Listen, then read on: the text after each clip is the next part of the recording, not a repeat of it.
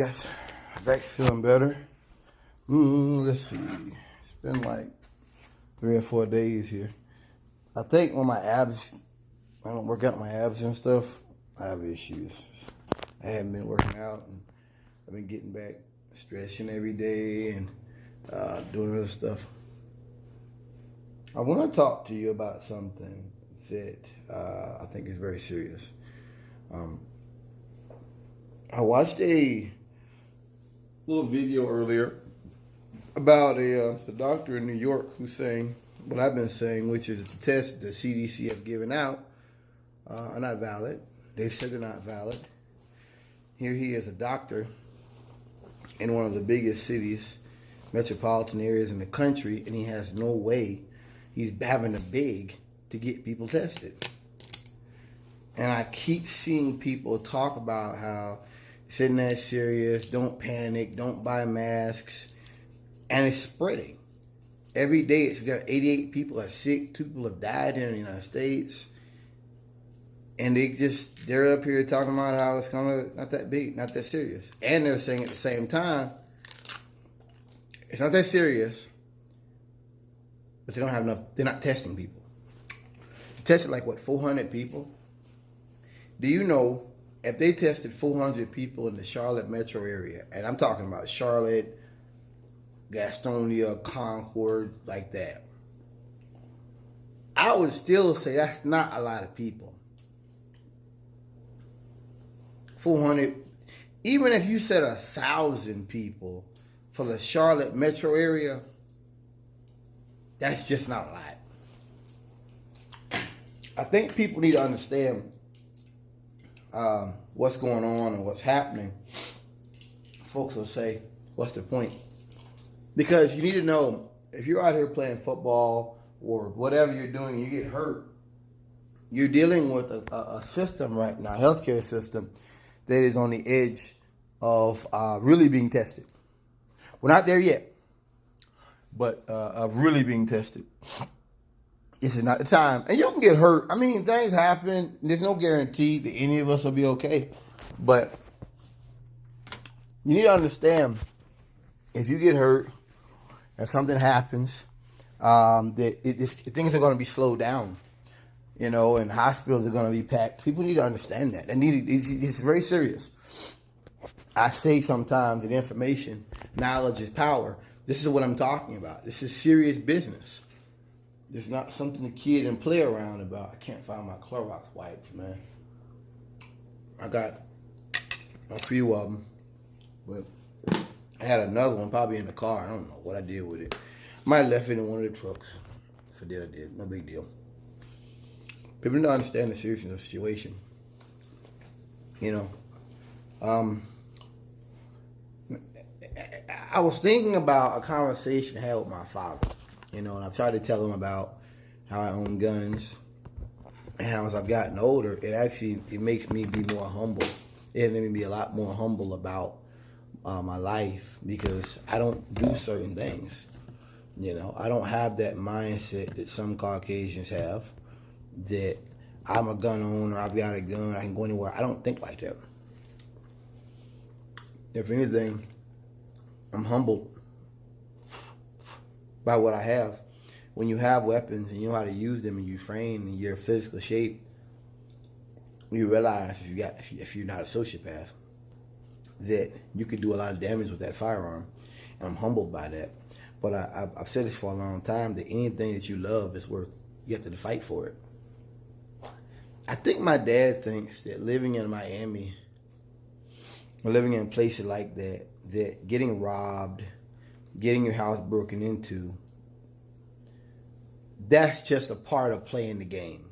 You know, it's like being a drug dealer.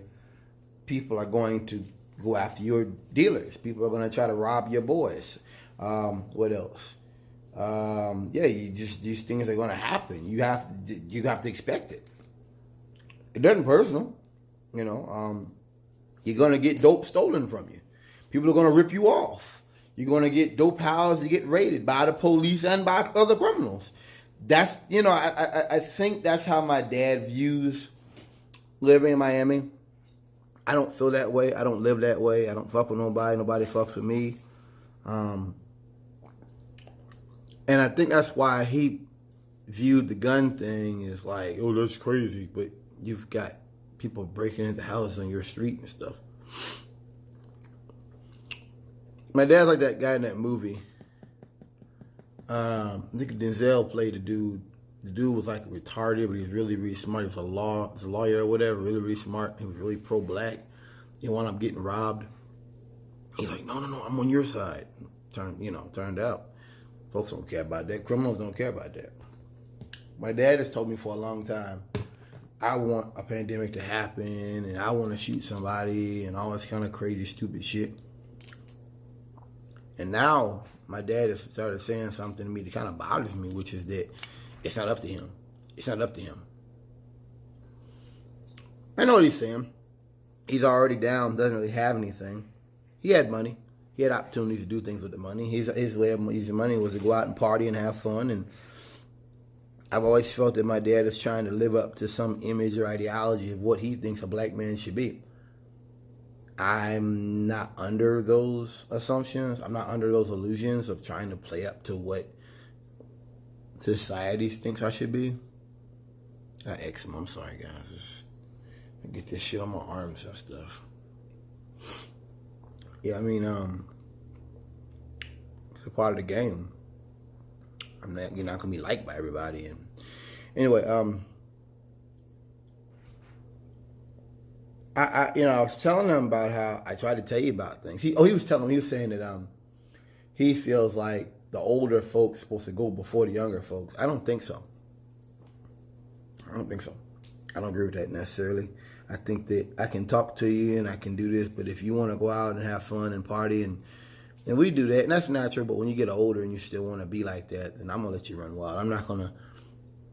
I tried to talk to him in the past. He blew me off every time we tried to talk about it. He tried to blow me off, so.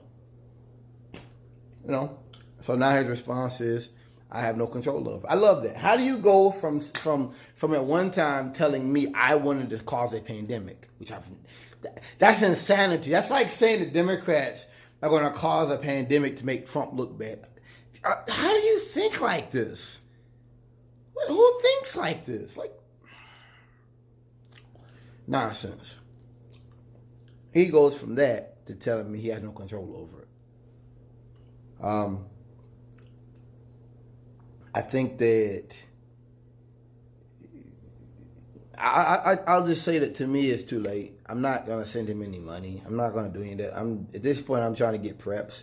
Got goggles. I got a 10-pack of filters coming. I got my filter been messing with it. I got a video learning everything about it. I knew how to use it, but I reviewed it. I reviewed how to use my respirator. To me, it's too late. I mean, I'm taking vitamin C in here and stuff. It's too late. If you're not already kind of like on it, then it's too late. And today I was just sitting around, I was doing things, and something came to me. I need to be very careful what I tell my father. OPSEC.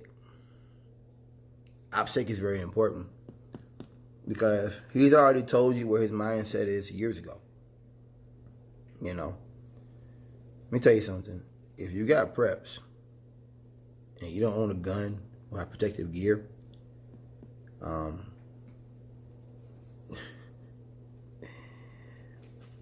wait till these guys get a hold of it. They're going to test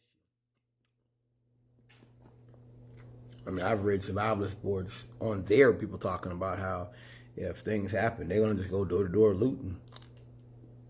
Thought about them boys laughing at the old man with the gas mask. I told you about that already. They're laughing at him because they've bought into the system of American materialism. I hate the idea that anything big government is socialism. I hate that. That one thing that pisses me off is anything you can think of as big government. It'd be like me saying, see this here? This has got an orange top, right? And orange lettering. So that means this is somehow connected to an orange. Makes no fucking sense. Everything the U.S. government does is not socialism. And big government, necessarily socialism. And I know what it is. It's dumbed down people who don't even know how to spell socialism. But they bought into this materialistic government. They bought into this materialistic culture. And if this thing gets bad, they're gonna start looting. I'm not saying my dad would try to get anybody to loot me or hurt me.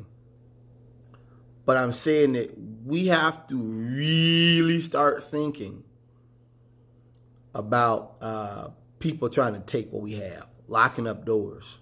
I don't lock my door a lot of times. I don't. We have really gotta.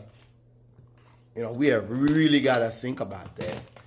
I done started back stretching and all that and other stuff. But you gotta get it together, baby, because this is serious business. I always tell people,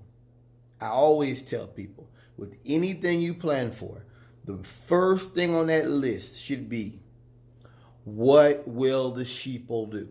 Period. That should be the number one question. If you're not thinking that, you ain't on the ball, buddy. What will they do? Because they're gonna be caught off the ball. They're gonna be caught offhand. They're not gonna be ready, and then they're gonna start wait till as soon as the night falls. They're gonna start breaking into stores and stuff. I've told you guys, I've mentioned before that we know at some point law enforcement, a good portion, 25% of them is not gonna show up to work at some point. That's the reality of it. I mean, guys I follow, Peak Prosperity and some other folks, they're already shifting gears. They're not even reporting on new cases anymore. I mean, you can report on new cases, but they're not even like spending 10 minutes to talk about how. No. I think it's was it France or the Netherlands? France. They've already decided they're not even able to track back cases anymore.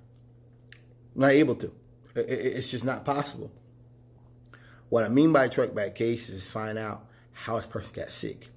If a government, the European government is telling you that they're beyond being able to track back where the case come from, containment is lost. I'm here to tell you, that was a big deal. And nobody said anything about it. I'm watching this thing and New York doctors talking about how we don't have testers. I mean, I don't understand how this stuff isn't like breaking news. It just further shows us, it really shows me how messed up our culture and how dumbed down our culture really is. That, they'll talk about Kobe. They'll talk about something Snoop said to somebody 3 weeks ago, and they'll be talking about that, and people are dying all over the world. I don't know what to tell you. The point of this video is, yes, get your masks. Yes, go out here, get your toilet paper. Everybody keeps talking about toilet paper. Go ahead and get that. You go out my storage unit, get everything out of there. But you also should be counting your ammunition. What I do with it? I was going through my ammo. You be counting your ammunition. You should be getting your cleaning equipment together. You should be making sure that your vehicle's in working condition, keeping gas in your car. We need to be thinking about that because you've got a large portion of society that's just going to steal. That it's antisocial, and it's not going to seek to cooperate or work together with anybody. You need to expect it and be ready for it. And that is the proper response to coronavirus. If the government's telling you they can't track it, they can't tell you where it's coming from, it's not a matter of if, it's a matter of when this thing enters your town, your city. I think we all have to prepare for that day. And so I think I'm gonna tell my dad. I'm gonna take it straight up. I don't lie to him. I don't hide nothing from him. I told him, you're a sheep. You chose to buy into commercialism, materialism. That's why I'm not Democrat. I'm a socialist. You chose to buy into a system, and now he's sick. I ain't talked to him today. Now he's sick. You see what I'm saying? Peace.